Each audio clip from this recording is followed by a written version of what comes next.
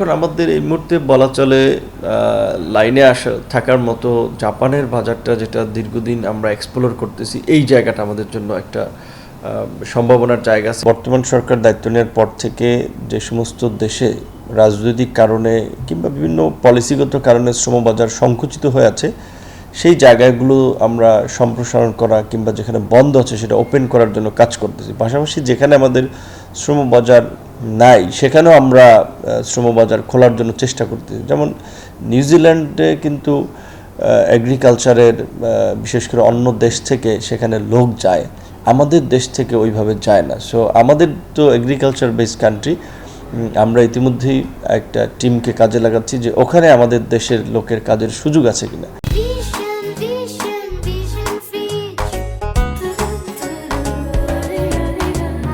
আর ইতিমধ্যে যে সমস্ত দেশগুলোতে যায়, যেমন ফিজি, সাউথ কোরিয়া, এখানে সাউথ কোরিয়া আমাদের একটা ভালো বাজার, মৌসুমী শ্রমবাজারের ক্ষেত্রে। এখানে আমরা আরও বিভিন্ন শহরের সাথে বাংলাদেশের বিভিন্ন শহরের এমইউ করার মধ্য দিয়ে এখানে আরও কীভাবে সহজে লোক যেতে পারে সেই চেষ্টাটি আমাদের চলছে। একই সাথে মালয়েশিয়া, যেটা অনেকদিন ধরে বন্ধ ছিল, সেটাও একটা খোলার দ্বারপ্রান্তে যাচ্ছে প্রধানমন্ত্রীর সফরের পর। পাশাপাশি যেহেতু সৌদি আরব থেকে প্রধানমন্ত্রীকে রাষ্ট্রীয় সফরের আমন্ত্রণ জানিয়েছে, আমরা আশা করি যে প্রধানমন্ত্রী সৌদি গেলে হয়তো পাশের আরও দু একটি দেশ সফরের তার সুযোগ তৈরি হবে। এবং মিডল ইস্টের সাথে বরাবরই বিএনপি সরকারের একটা ভালো সম্পর্ক ছিল এবং তারা বিএনপির সরকারকে ভালো চোখে দেখে, সেটা শহীদ প্রেসিডেন্ট জিয়াউর রহমানের সময় থেকে। এবং আমরা দেখেছি সাবেক প্রধানমন্ত্রী বেগম খালেদা জিয়ার সময় সেটা ধারাবাহিকতা ছিল। এমনকি ম্যাডাম যখন অসুস্থ হয়েছে তখন ওনাকে কাতারের রাজপরিবারের রয়্যাল এয়ার অ্যাম্বুলেন্স দেওয়া হয়েছে এখানে।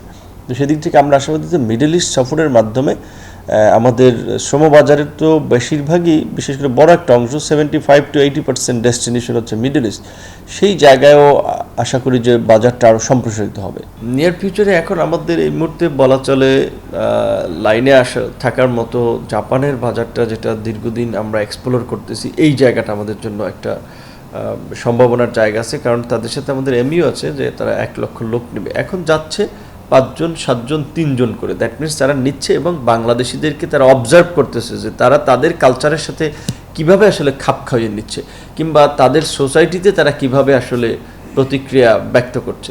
তো এটা যদি তারা যারা যাচ্ছে তাদের পারফরমেন্সে, তাদের আচার আচরণে, কারণ জাপানিরা তেমনি একটু ভদ্র নম্র বিনয়ী জাতি, সন্তুষ্ট হয়, তাহলে কিন্তু এখান থেকে বাল্ক আকারে অনেক লোকের যাওয়ার সুযোগ তৈরি হবে। পাশাপাশি আমাদের ওমান, বিশেষ করে ইউএই, সংযুক্ত আরব আমিরাত সহ কয়েকটা শ্রমবাজার যেটা আগে যেভাবে যেত এখন একটু কমে আসছে, সেখানে সাধারণত আমরা যেটা বুঝি একটা নতুন সরকার গঠিত হওয়ার পর তাদের অনেকের প্রত্যাশা যে নতুন সরকার একটা হাই লেভেল রিপ্রেজেন্টেটিভ ওই দেশ ভিজিট করুক, তাহলে হচ্ছে তারা কিছুটা সুযোগ তৈরি করে দেবে।